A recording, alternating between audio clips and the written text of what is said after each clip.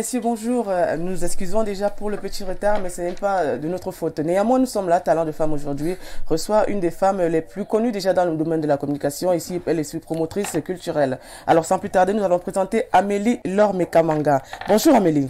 Bonjour, bonjour. Bienvenue sur Info Télévision. Merci, merci. Oui, c'est vrai que l'émission a commencé un peu en retard. Bon, je sais pas qu'est-ce qui s'est passé. Les bouchons de la ville de Yaoundé, c'est pas facile. Mais vous savez, Info Télévision, on arrive à l'heure. Alors, sans plus tarder, nous allons prendre peut-être la première rubrique.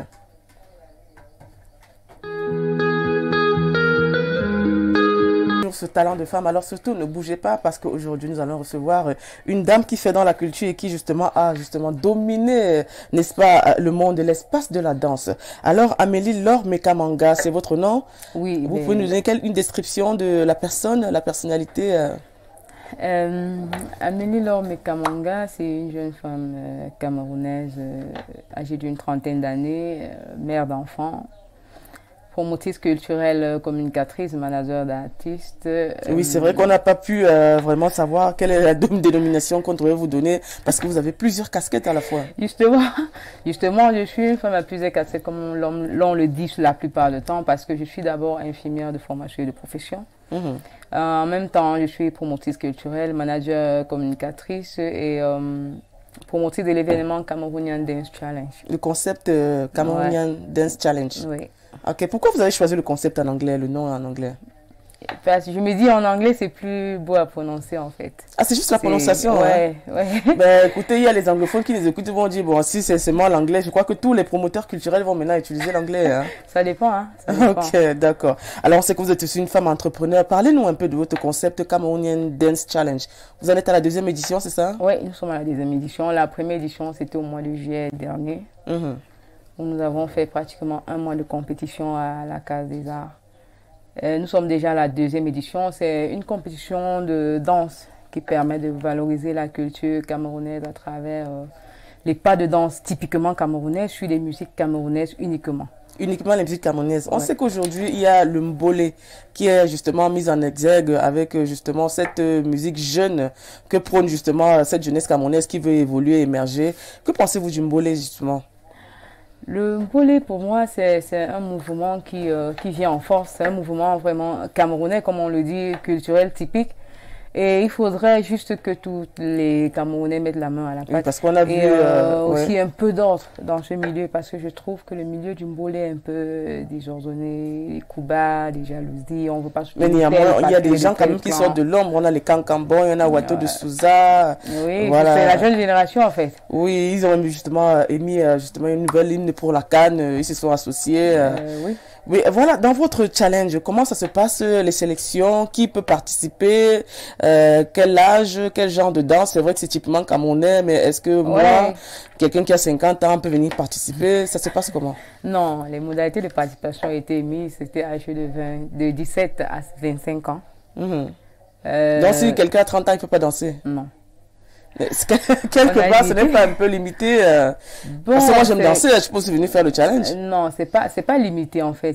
C'est qu'on veut donner la chance aux plus jeunes. On veut que la majorité des jeunes y participent. On veut beaucoup plus la jeunesse dans la tranche d'âge de 17 à 25 ans. Donc, c'est un challenge, il y a des prix à gagner, ça se passe comment? Il y a des prix à gagner. Le premier prix est à 300 000, le deuxième prix à 200 000, le troisième prix à 100 000. Chers jeunes Camerounais, il y a de l'argent à se faire simplement en dansant. Vous savez, le divertissement aujourd'hui rapporte également beaucoup d'argent. Alors, Amélie, nous allons parler déjà du domaine de l'entrepreneuriat. On sait que vous avez Meyamla. C'est quoi Meyamla? Meyamla Média Digital, c'est un média en ligne qui a un site web, un blog, une page Facebook, une page Instagram et une page Twitter. Ça se passe comment? Parce qu'on vous voit dans des événements culturels, vous faites des interviews d'artistes, de stars camerounaises, même étrangères, africaines. Ça se passe comment vos journées avec Meyamla? Les journées, je ne peux pas vraiment dire les journées avec Meyamla parce que c'est toujours mélangé avec mon travail d'infirmière et Meyamla en même temps. Donc c'est en fonction de ma planification et de mon emploi du temps. Et j'ai aussi une équipe avec qui je travaille. Quand je suis indisponible, l'équipe prend le relais auprès des événements et des soirées ou bien des interviews. Alors, on sait aujourd'hui qu'il y a beaucoup d'influenceurs dans les réseaux sociaux. On connaît les noms célèbres, Nathalie Nkwa, je sais pas moi, Coco Emilia. Maintenant, il y a des Moi Minga qui viennent de signer avec Karimo sans publicité. Aujourd'hui, que pensez-vous des influenceurs dans le domaine de la culture? Je dirais, c'est un coup de pouce. C'est un coup de pouce dans le domaine de la culture, mais je me dis aussi que ce terme influenceur est utilisé à tort et à travers. C'est pas parce que quelqu'un a fait une vidéo qui a 1000 likes ou bien 1000 vues qu'on l'appelle déjà influenceur. L'influence doit être axée sur un domaine typique ou bien je vais appeler ça comment, un concept précis. Du genre, par exemple, parlant de ces problèmes de délestage que nous avons au Cameroun depuis longtemps. Quelqu'un pourrait amener des Camerounais, par exemple, à lever leur voix pour dire non, on en a marre, on voudrait. Mais on a vu grand baraque avec Steve Fa. Mais vous avez vu en quoi ça a tourné. On est allé plutôt faire la musique avec, après fini. On le laissait encore faire son barada qui faisait qu'à cause de l'énéo, on souffle. Là, les gens au moins prêtez attention à ça. Non, mais on a vu un monsieur comme Darish Nedji qui a... Darish Nedji, je peux qualifier Darish Nedji. Darish Nedji, quand on parle des influenceurs au Cameroun, moi, le premier influenceur que je cite au Cameroun, c'est Darish Nedji. Parce qu'on a vu ses œuvres. Il a fait son challenge Goudonné Colmesen, on a vu l'acte de l'État concernant ce challenge. Voilà ce qu'on appelle l'influence. L'influence, ce n'est pas aller s'asseoir sur Facebook, se filmer avec le caleçon et le soutien. Vous avez 1 million de vues, vous dites vous êtes influenceur. Non, c'est pas ça. Donc, il faudrait revoir le concept d'influenceur. Il faut vraiment revoir ça. Il faut vraiment revoir la définition d'influenceur. Voilà. Parce qu'il y a aussi des vlogueurs, ceux qui font des vidéos, justement, qui s'appellent aussi influenceurs. Ils influencent qui, en fait? Je sais pas, les followers peut-être. Comment? Est-ce qu'ils peuvent nous expliquer comment est-ce qu'ils influencent leurs followers? Leur influence, c'est au niveau où les followers viennent regarder leurs vidéos ou bien c'est au niveau de passer leur message et que les gens adoptent des comportements autres. Mais on a vu des gens comme Fleur de Lille faire des PayPal pour aider certaines femmes aussi. Hein. Là, c'est le PayPal, tout le monde peut faire et ça passe parce que c'est une histoire d'argent. Il ne faut pas être influenceur pour le faire. Même si c'est toi, tu te mets sur la toile, tu dis je veux faire un PayPal pour aider tel, tu verras. Beaucoup de gens viendront parce qu'ils savent que c'est une cause sociale. Quand il s'agit du social, ce n'est pas l'influence qui compte, n'importe qui pourrait le faire. Alors on va parler du journalisme culturel. On sait aujourd'hui que vous êtes journaliste culturel aussi, du réseau des journalistes culturels. Ça se passe comment là-bas? Très bien, très bien. Je dirais que tu es ma collègue, je pense. C'est grâce au réseau des journalistes culturels que je me retrouve sur ce plateau aujourd'hui. Donc, ça se passe très bien. Il y a, je vais appeler une convivialité, une entente dans le travail, une entraide, un soutien au maximum avec les talks du réseau des journalistes culturels. Je pense que nous sommes en train de marquer notre pas dans le milieu de la culture camerounaise. On dit souvent que le journalisme culturel est justement très pauvre, notamment dans un concept où on sait que le journaliste peut être économique, le journaliste politique a plus, gagne plus. Comment est-ce que vous faites pour générer vos gains dans ce journalisme culturel?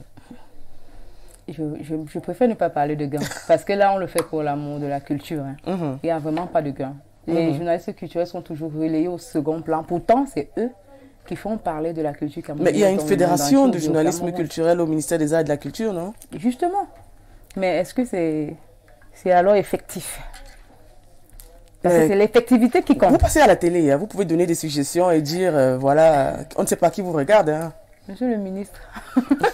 Non, ma suggestion est claire et simple. Hein. En ce qui concerne les événements organisés par les journalistes culturels, nous avons besoin du coup de main de l'État à tous les niveaux. Que ce soit une subvention, que ce soit une participation, que ce soit un partenariat, nous avons besoin de l'État à tous les niveaux. Nous n'avons pas de moyens vraiment fixes, nous n'avons pas de salaire pour dire qu'on nous paye comme journalistes culturels. Non. La plupart du temps, la majorité officie en privé. Et en privé, on ne peut pas vraiment dire qu'on rentre. Imaginez quand on va à une conférence de presse, parfois, même, je vais appeler ça comment, même une bouteille d'eau, on ne vous offre pas. Je ne parle pas de la bouteille d'eau parce que nous ne sommes pas une bouteille d'eau près, donc ne vous approchez pas là-dessus. Mais je dis ceci, au moins, pour l'article que le journaliste culturel doit faire par rapport à votre événement, et ça nécessite au moins une motivation. Parce qu'on ne va pas demander un salaire ou un paiement, parce que vous ne pouvez pas. Par rapport à un article, vous ne pouvez vraiment pas payer. Les données que nous on vous offre, Donc, on demande juste motivation, surtout aux chefs d'entreprise, au gouvernement qui nous invite dans la plupart des conférences, dans la plupart des séminaires, dans la plupart des événements. On demande juste votre soutien. Non, vous voulez plus sacerdoce, hein? Oui, c'est le sacerdoce, justement. Et parfois, il y a d'autres qui sont très reconnaissants. À partir d'un événement, on vous confie des projets qui peuvent vous ramener un peu d'argent. Alors, vous créez le concept Cameroonian Dance Challenge. Où trouvez-vous les fonds pour justement pour mettre sur pied ce concept? L'affaire, le fond, c'est là.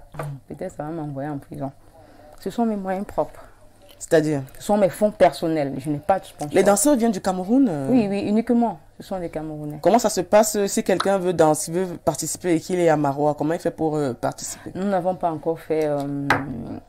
je ne peux pas encore dire Cameroun général. Pour le moment, on est encore centré au niveau de Yaoundé. Jusqu'à ce que nos moyens nous permettent, on va élargir dans les autres régions. Vous n'avez pas de partenariat? J'ai des partenariats beaucoup plus médiatiques, mais pas financiers. Je n'ai pas de sponsor.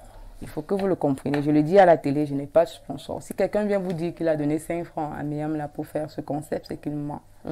Je le fais avec mes fonds propres. Donc, toute cet arsenal avec les t-shirts, avec justement louer la salle, je crois que c'est Citabella. Oui, Citabella. Louer la salle, Citabella, au ministère de la Communication, préparer les danseurs. Ça dure combien de temps le concept? Ça c'est allé déjà. Cette édition va sur 2 mois parce qu'il y a une compétition qui se passe en ligne. Le début de la compétition se passe en ligne. Ça veut dire quoi? On envoie des vidéos en ligne? Oui, on envoie des vidéos que nous publions sur la page. Vous avez un membre du jury, ça se passe comment? Oui, nous avons un groupe où il y a des jurys, des danseurs chorégraphes, des juristes, des artistes. Ils sont combien à peu près? Ils sont 4. Ils sont 4. Ils viennent d'où ces juristes? Ils viennent de Yaoundé, de Douala. Ce n'est pas quelque part fermé parce qu'il n'y a que Yaoundé et Douala qui sont mis en cause? C'est pas fermé. C'est que pour le moment, on n'a pas assez de moyens pour prendre en charge le déplacement des danseurs. Donc eux, ils n'ont pas aussi assez de moyens. J'ai même mis ce concept sur pied parce que j'ai voulu donner mon coup de pouce aux danseurs. J'ai constaté qu'ils étaient très mis à l'écart, ils étaient relégués au second plan dans le milieu de la culture. Et pourtant, il y a plein de festivals de danse, d'art performance au Cameroun, non? Festival de danse et de performance au Cameroun. On a eu par exemple Modaperf avec... Mais pas le Cameroonian Dance Challenge. Ouais. Ces autres festivals font dans les danses hip-hop, les danses de musique urbaine, les danses étrangères, les danses classiques. Mais moi, je suis typique, je suis jalouse de ma culture en fait. Je veux porter la culture camerounaise aux filles mamans, comme on le dit au réseau des journalistes culturels. D'accord, donc c'est toutes les danses culturelles traditionnelles camerounaises. D'accord, moi qui suis originaire de Massa. Pas forcément traditionnelles, même urbaines aussi. Urbaine aussi. Donc, c'est un mélange de pas de danse créé par des Camerounais. D'accord. Pas les pas exportés des autres pays. Donc je crois que le mbolé sera mis en lumière, en exergue. Dans toutes les sonorités, je pense que ces danseurs prennent toujours la tâche de mettre le mbolé. Puisque les pas de danse du mbolé sont tellement multiples qu'ils peuvent l'utiliser dans toutes sortes de musique.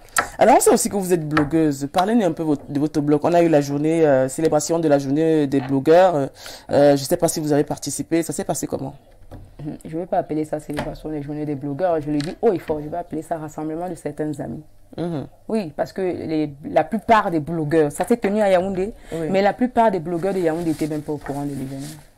Et pour participer, je ne sais pas où c'était sur concours ou quoi, il y a une blogueuse de Douala qui m'a envoyé un lien par rapport à quoi il fallait envoyer le projet pour qu'on vous envoie l'invitation, machin. J'ai quand même pris la peine d'envoyer le projet, mais je n'ai jamais reçu l'invitation.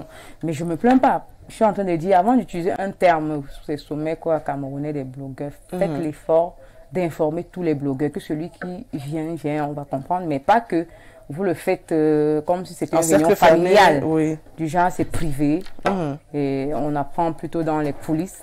C'est pas bon. Alors, parlez de justement votre métier de blogueur. Ça se passe comment, votre métier de blogueur? Parce qu'il y a toujours un petit distinguo entre influenceur et blogueur. Et blogueur, oui. Voilà. C'est complexe. Donc, je passe mes nuits, parce que c'est beaucoup plus dans la nuit que j'écris des articles. Je passe mes nuits à rédiger des articles sur des événements. La plupart même, je rédige des articles sur des événements et ces promoteurs d'événements ne me connaissent même pas. Mais je rédige l'article. Si j'ai assisté à l'événement, je rédige l'article que je mets en ligne. Si par chance... Vous avez parlé de sacerdoce, bon, on va continuer ouais, le sacerdoce. Justement, on parle de la culture camerounaise, on fait connaître le Cameroun. Ouais, effectivement. Et on dit déjà bonjour à Laurentine Asiga qui se bat vraiment corps et âme, justement, pour que la culture camerounaise puisse émerger. Alors aujourd'hui, je parlais de blogueurs et influenceurs. Où trouvez-vous peut-être la différence? La différence entre un influenceur. Un influenceur, c'est celui qui soutient une idée et qui amène les autres à la soutenir avec lui. Un blogueur, c'est celui qui amène l'information auprès de ses followers. C'est différent. Mais parce que justement, on fait le distinguo entre blogueurs, influenceurs et même vlogueurs. Vlogueurs, oui. Voilà, effectivement. C'est différent. Les vlogueurs, ce sont des petits blogueurs, si je vais appeler ça comme ça. Non, mais ceux qui font des vidéos. Vous pouvez frustrer peut-être.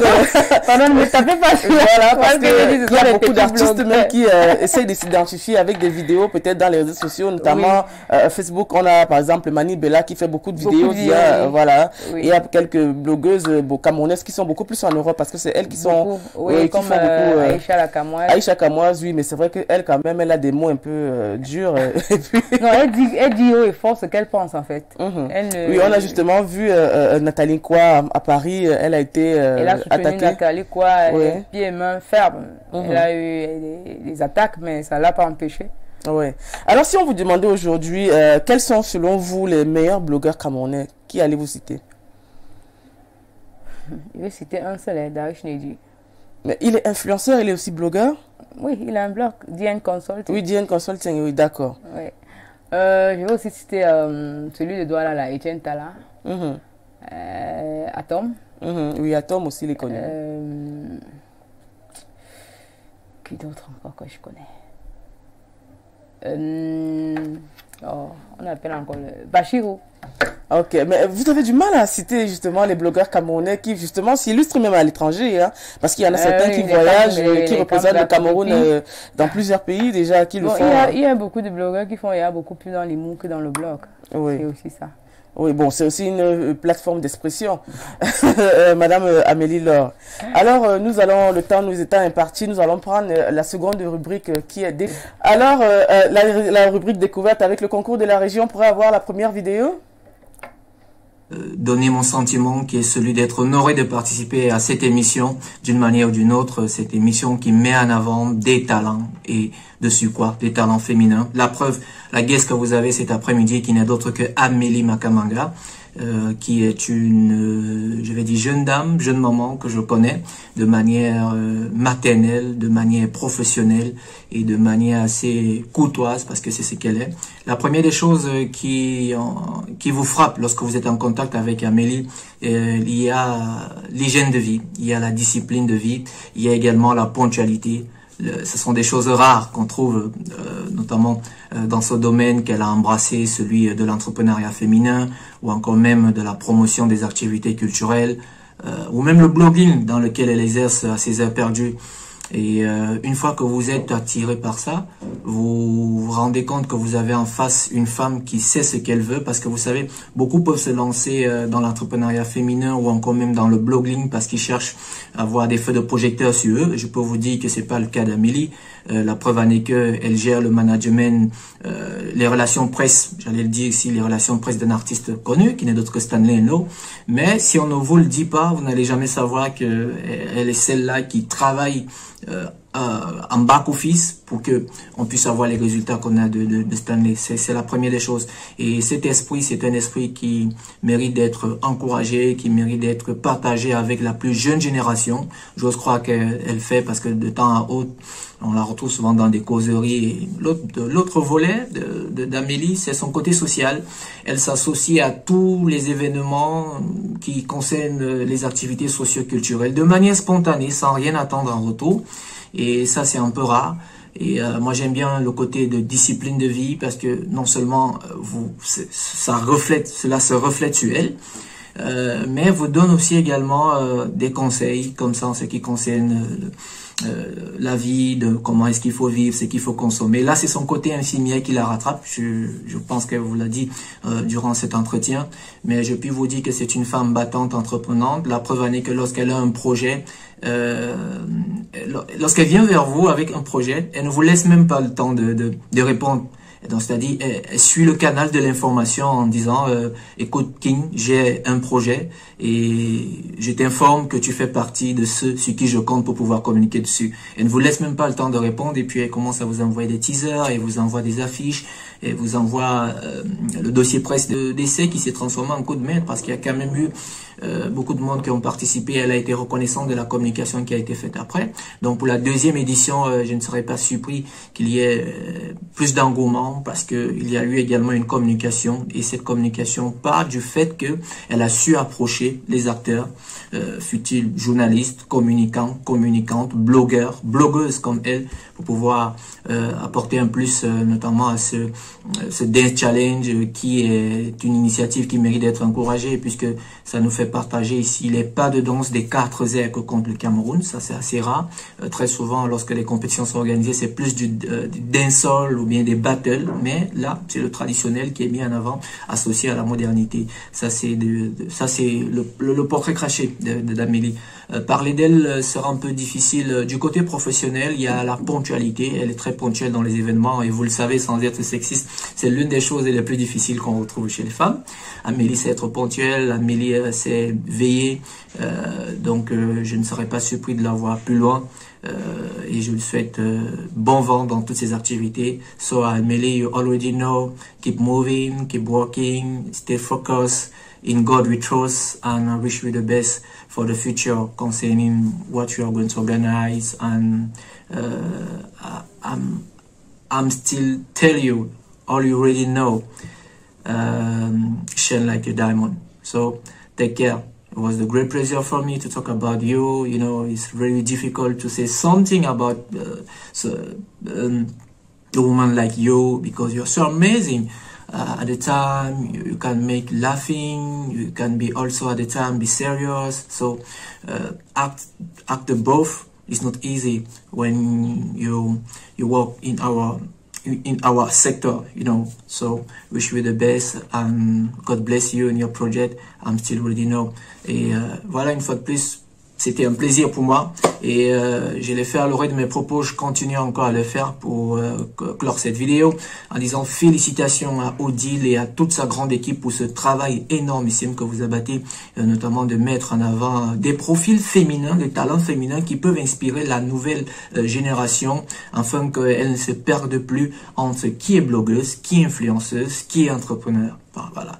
Je crois que de telles émissions doivent être mises en avant et puis certainement Amélie est la bonne personne, à the right place. Bon, sur ce, je vous souhaite un très bon après-midi et surtout Amélie, comme tu le sais déjà, on se retrouve où tu sais, au Cameroun Dance Challenge, of course. Goodbye.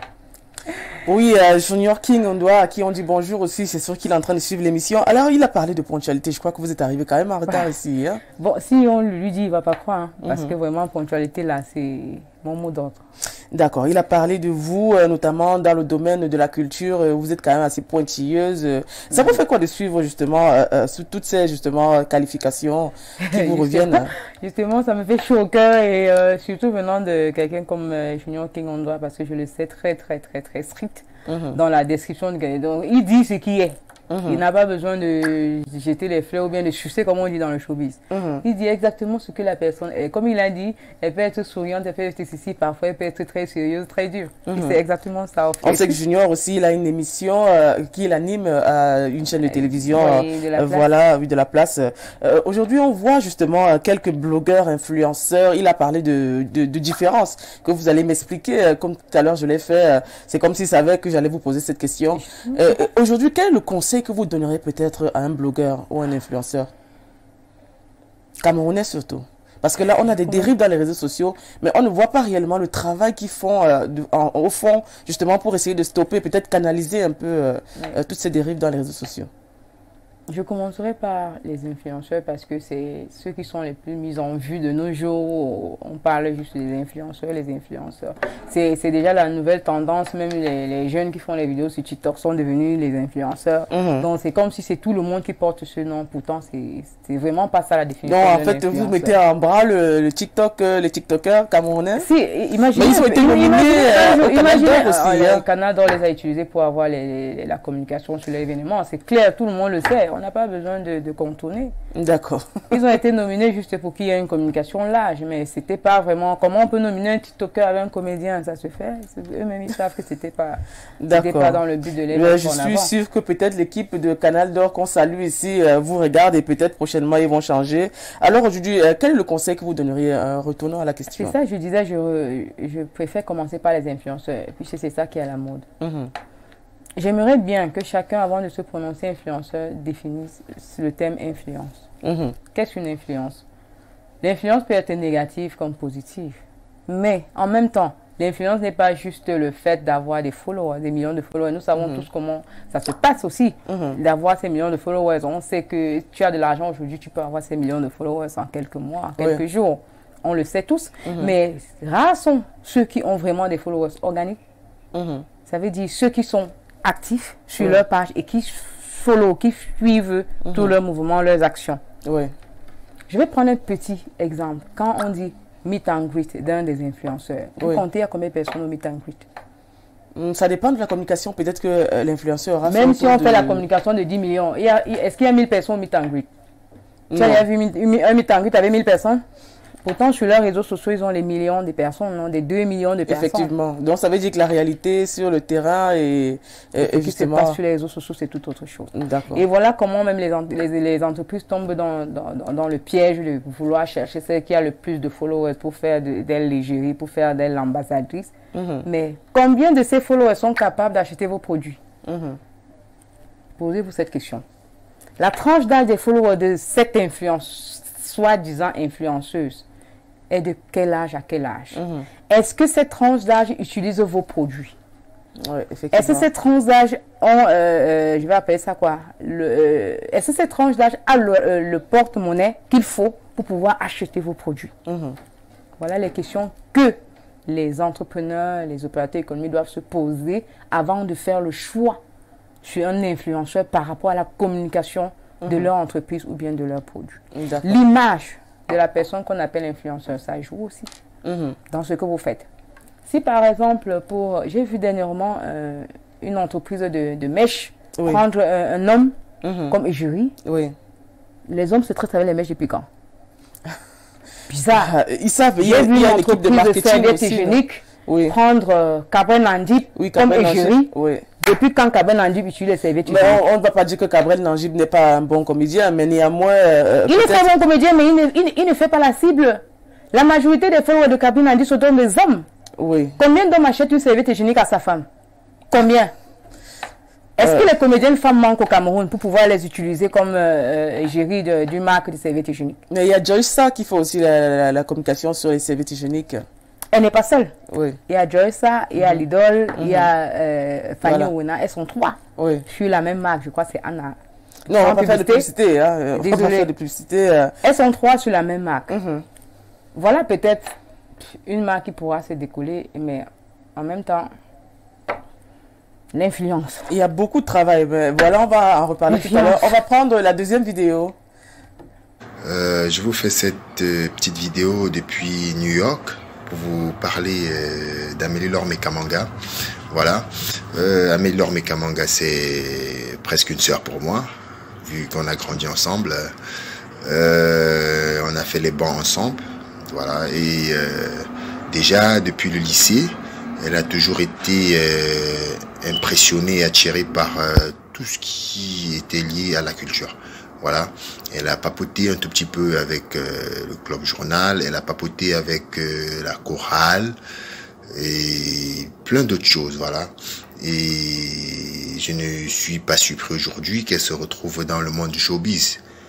Voilà, donc Amélie-Laure, c'est ma lionne du showbiz, voilà. Elle est en train de faire son bonhomme de chemin. Elle a créé il y a quelques années le concept Meamla Media Digital pour accompagner les artistes dans leur visibilité, mais aussi elle a créé beaucoup d'événements culturels auxquels elle a convié certains artistes de renommée. Elle a également eu la chance, elle a la chance de bosser avec le King Kong, le roi Stanley Eno, ce qui est un très grand pas pour son ascension. Voilà, et à côté de ça, Amélie, elle a toujours été disponible, elle a toujours été disposée à venir en aide à tout un chacun dans ce milieu, à chaque personne qui l'aura sollicité n'importe quand et n'importe comment, elle a toujours été là. Malgré son emploi du temps très très chargé, je dis bien très chargé parce que en même temps, pendant qu'elle fait dans le showbiz, elle a aussi ses obligations de personnel de santé. Voilà, elle est en poste dans une clinique de la place et elle est obligée entre ces deux façons de bosser, de trouver le juste milieu pour pouvoir satisfaire et ses suiveurs au niveau du showbiz et satisfaire les patients qui l'attendent impatiemment à la clinique pour leur rendez-vous médical. De trouver le juste milieu pour pouvoir satisfaire et ses suiveurs au niveau du showbiz et satisfaire les patients qui l'attendent impatiemment à la clinique pour leur rendez-vous médical. Donc voilà, Amélie, je sais que tu m'écoutes. Je te dis, voilà, le milieu du showbiz, c'est pas un milieu facile, mais je sais que tu as toutes les capacités, voilà, de fédérer autour de toi toutes les personnes qui t'entourent afin que vous trouviez la manière de fonctionner pour que vous trouviez le juste milieu dans le développement de la culture camerounaise en particulier et de l'Afrique en général. Je sais que tu as les capacités pour, et ceci dit, moi je t'assure tout mon soutien, je t'encourage véritablement et je te dis voilà, continue à faire ce que tu as à faire, le meilleur reste à venir, à hisser très haut les couleurs du vert, rouge et jaune sur le plan continental et intercontinental, parce que ce n'est pas qu'au Cameroun qui était suivi. Voilà, beaucoup de courage, beaucoup de chance, que le Seigneur veille sur toi et t'accompagne dans tous tes projets, qu'il t'accompagne dans tous tes projets et te protège contre quiconque voudrait voir ta chute. Voilà, big up à toi et à tous ceux qui sont autour de toi. Portez-vous.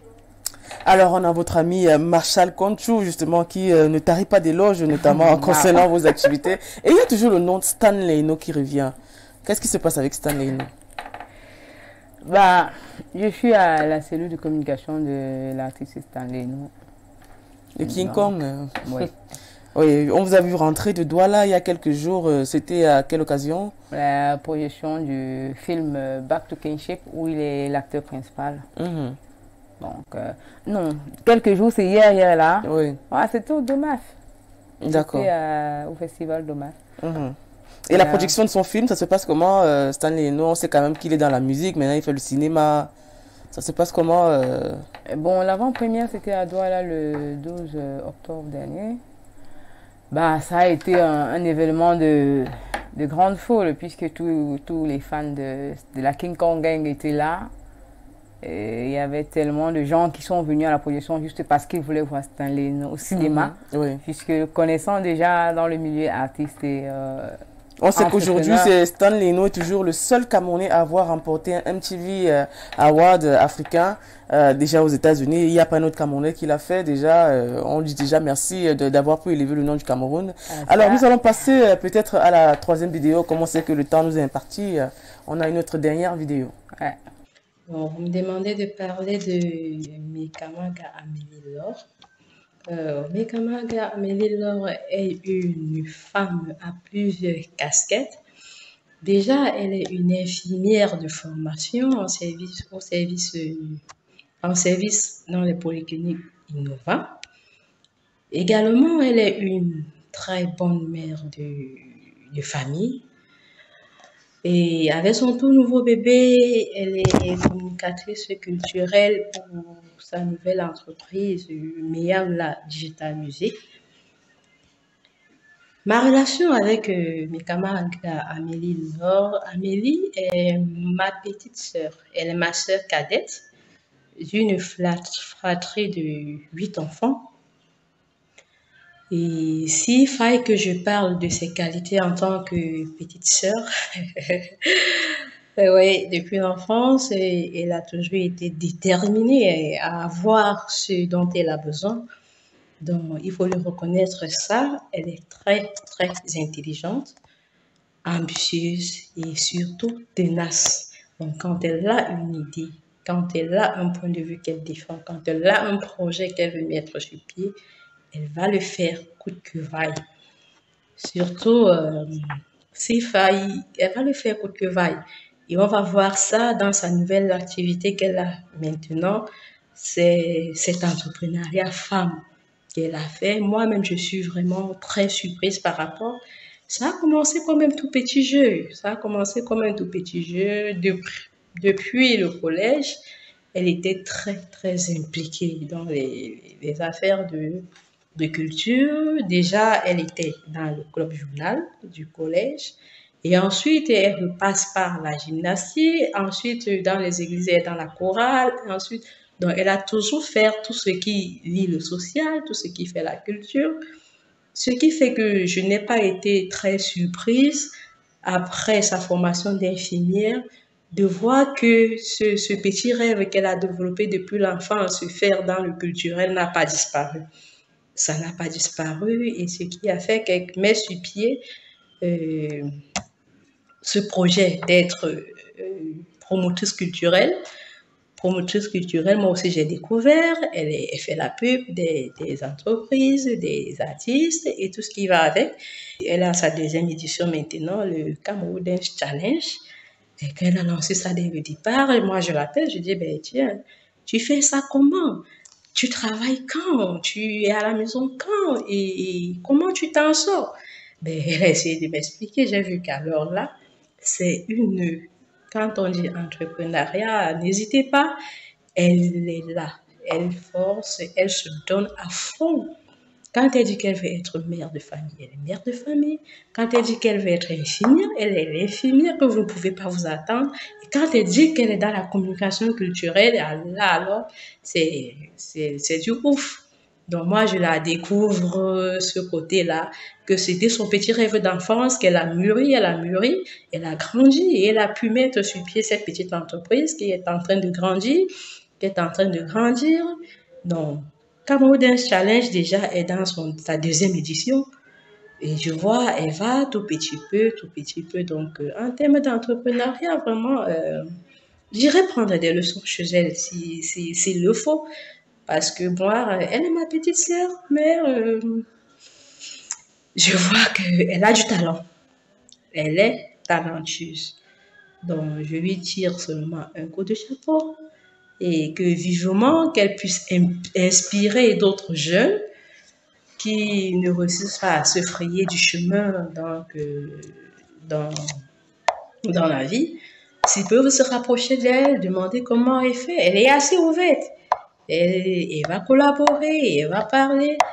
Donc, et en plus, elle est parfaitement bilingue. Donc, c'est ça alors qui est le beurre là-dedans. Donc, s'il faille qu'elle gère ses activités en anglais, elle le fera. S'il faille qu'elle gère ses activités en français, elle le fera. Donc, en termes d'entrepreneuriat, elle s'est essayée et elle est en train de montrer ses preuves. Vivement qu'elle soit tenace et que tout aille pour le mieux. C'est un exemple, c'est un modèle de femme à suivre en tout cas.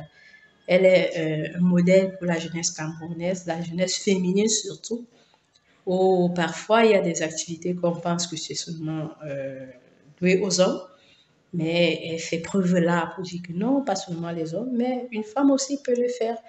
Donc, courage à l'artiste, courage à Miam, la digital musique. J'ai nommé Amélie Laure Mekamaga, ma très chère petite sœur. Merci beaucoup. On a votre grande sœur qui est très émue et qui ne t'arrête toujours pas d'éloges parce que ça revient toujours, le journal du lycée, vous avez aimé la culture pendant votre jeunesse. Aujourd'hui, on voit une Amélie justement qui essaye de changer la donne dans le domaine de la culture, beaucoup plus dans le domaine du blogging, des influenceurs. On voit quand même que vous essayez d'amener, d'apporter votre touche un peu personnelle. Comment est-ce que vous conciliez toutes vos activités infirmières? C'est vrai qu'on n'a pas parlé de ce domaine de la santé, infirmière, blogueur, influenceur, promoteur culturel. C'est quand même beaucoup, non? Ah, c'est beaucoup. C'est vraiment beaucoup. Oui. Mais je dirais, j'ai la chance de travailler dans une clinique au Cameroun qui nous permet d'avoir des jours de repos comme la déontologie infirmière le veut.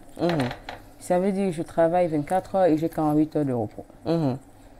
Donc, pendant mes 24 heures de service, la plupart du temps, les gardes de nuit, quand c'est un peu calme, c'est, comme je vous l'ai dit tantôt, c'est pendant la nuit que j'écris le plus souvent. D'accord. En ce qui concerne les articles, j'ai une équipe aussi. Il y a celui qui met les articles en ligne, donc j'écris, j'essaie de corriger avec la team les fautes. Et j'envoie pour qu'on mette en ligne. Maintenant, les posts sur les pages Facebook, Instagram et Twitter, j'ai aussi une équipe. Pendant community manager. Oui. Pendant déjà, je suis community manager aussi. D'accord. Ah, ça, on ne connaissait pas cette casquette. Je suis community manager de le souligner. Par Bimster Agency. Ah, Bimster qui est très célèbre quand même. Ouais. Donc, pendant mes heures creuses, je peux faire des publications. Mais quand je ne suis pas disponible, l'équipe s'occupe des pages Facebook, Twitter et Instagram. Parlant de l'influence, je sais que j'ai déjà influencé beaucoup de personnes quand même dans ce milieu. D'accord. Il y a plusieurs personnes qui sont passées par moi pour être des community managers. Oui. Il y a beaucoup de personnes qui sont passées par moi en tant qu'artiste pour avoir une certaine autorité, pour pouvoir communiquer personnellement sur leur projet. Il y a beaucoup de personnes qui me suivent et qui m'écrivent chaque jour: je veux être comme toi, vraiment, tu es un modèle de femme, je veux connaître ton secret, dis-moi comment tu fais, comment tu t'en sors. Et je n'arrête pas de leur donner mes petits secrets. Parfois, il y a un autre qui m'a carrément dit que mais pourquoi tu donnes les secrets là gratuits? Organise les masterclass, tu manges aussi là, comme les autres nous volent les idées. Je dis que je suis pas encore au niveau des masterclass quand je sens que j'ai pas tous les moyens qu'il me faut. Je pourrais faire des masterclass bien après, mais pour le moment, j'aide encore ceux qui ont besoin de mon aide. D'accord. Madame Amélie Mekamanga aide la jeunesse camerounaise, notamment les femmes. Nous sommes toujours ce talent de femme. Nous allons donc prendre la dernière rubrique. Alors, nous sommes dans la dernière rubrique. En fait, cette rubrique concerne justement les questions qui vont hors contexte peut-être de cette invitation en tant qu'entrepreneur, femme promotrice culturelle. Ouais. On va vous poser peut-être des questions concernant justement les faits de société, peut-être politiques et économiques. Oui. Voilà, la première question, on sait que le 1er décembre se célèbre la journée mondiale de lutte contre le sida. Alors, quel est le message que vous donneriez en tant qu'infirmière? En tant qu'infirmière, le message que je peux passer, puisque la plupart du temps on dit abstinence, fidélité, condom, mais je ne dirais pas ça. Je dirais à chacun de... Je vais appeler ça comment? De pouvoir se protéger. La seule et meilleure protection, c'est les préservatifs. C'est le conseil que moi je peux donner aux jeunes. Tu ne vas pas leur demander de s'abstenir, ça c'est peine perdue. Tu ne vas pas leur demander d'être fidèle, c'est peine perdue. Pour ceux qui peuvent être fidèles, soyez fidèles à votre partenaire, mais rassurez-vous aussi que votre partenaire est fidèle. Parce que vous pouvez être fidèle, le partenaire ne l'est pas. Ça devient compliqué. Donc le préservatif, je pense, ça protège à double tranchant. Ça vous protège contre les IST, contre les grossesses non désirées. Je conseille ça. Aux jeunes qui me suivent. Aux jeunes filles, aux jeunes adolescents aussi, parce que avec les hormones, ils s'essayent beaucoup dans des pratiques un peu compliquées. Vraiment. Bon, voilà, nous allons continuer avec justement, que pensez-vous des mutilations génitales? Moi, je vais appeler ça un acte criminel. C'est un acte criminel parce que vous ne pouvez pas vous permettre d'ôter le plaisir à un être comme vous. Parce que vous dites votre... La culture africaine ou bien... voilà. Non, la culture... je ne sais pas si les gens vont souvent à l'encontre de ce que la culture demande en elle-même, ou bien ce sont leurs désirs personnels. Parce qu'il est inadmissible que tu décides de la vie sexuelle d'une personne. Non, mais on voit des femmes en Afrique de l'Ouest justement faire justement ce genre de mutilation génitale aux jeunes femmes. Oui. Parce qu'elles disent qu'elles sont passées par là. Justement, c'est ça que je suis en train de dire. Soit c'est leur désir personnel, soit elles suivent vraiment ce que la culture. Mais est-ce que cette culture-là nécessite d'être pratiquée de nos jours? La culture évolue aussi avec le temps. C'est pas avant aussi, même ici au Cameroun, c'est pas seulement à l'Afrique de l'Ouest. Ici au Cameroun, dans le Grand Nord, il y avait des parents qui massaient carrément les pressage des seins, les petites filles disant que non, les seins sont sortis trop tôt. Pourtant, c'est l'évolution normale de la femme. En massant, qu'est-ce que ça a créé? De nos jours, on retrouve les filles de 15 ans, 16 ans avec les cancers du sein. Les cancers du sein, effectivement. Vous pensez que ça vient d'où? C'est par rapport à tout ça. Avec la pierre. Avec la pierre chaude. Oui, effectivement. C'est ça. Ce sont ces massages de sein qui causent le cancer du sein de nos jours aux jeunes filles. Une jeune fille de 16 ans n'est pas appelée à avoir le cancer. C'est quoi? C'est une prolifération exagérée des cellules. Une fille de 16 ans ne peut pas encore avoir ça puisque ses cellules sont encore jeunes. Donc c'est parce qu'on les a compressées que maintenant quand ils se lâchent, ça devient autre chose. Oui. Donc le message que vous passez, c'est d'arrêter...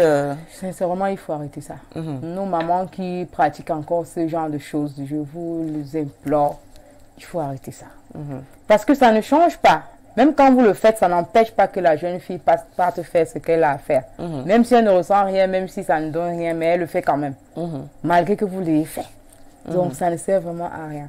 Laissez chaque femme évoluer selon son organisme. Laissez chaque jeune fille grandir en fonction de l'évolution de son organisme. Je vous en supplie, les mamans. D'accord. Alors, on sait que vous êtes toujours dans le domaine de la santé. Vous savez, on traverse la pandémie à coronavirus. On a même justement un nouveau variant Omicron qui est sorti il y a quelques jours. On ne sait pas d'où il est sorti. Il y a un nouveau, on sait que le virus, le principe du virus, c'est de muter. Peut-être c'est une forme de mutation, on ne sait pas réellement. Que pensez-vous justement de la vaccination contre le Covid-19? La vaccination, à l'école, on nous apprend que c'est un moyen, une méthode prophylaxique. Ça veut dire quoi? Une méthode de prévention. Oui. Mais avec le Covid-19, le Covid-19, on constate que on vaccine même ceux qui ont déjà été malades. On vaccine ceux qui n'ont jamais contracté le virus. On vaccine les sujets neufs ou comme sujets anciens. Et en même temps, ce vaccin ne protège pas. Pourtant, la qualité d'un vaccin, c'est préventif et protection. Ça ne protège pas, puisque même étant vacciné, tu peux toujours contracter le virus. Mais la question que moi je me pose, c'est pourquoi est-ce que l'Organisation mondiale de la santé permet ce type de vaccination si ça ne protège pas contre le virus? Pourquoi permettre ce type de vaccination? Le vaccin, nous le savons tous, c'est un virus atténué. Il y a certaines personnes qui sont déjà immunodéprimées. Quand vous introduisez ce virus dans l'organisme, au contraire, au lieu de combattre, ça se développe, ça devient plutôt la maladie. Il y a des personnalités dont on sait qu'ils sont morts de ce vaccin. Ayant pris le vaccin, ça a empiré leur situation et ils en sont morts. On le sait tous.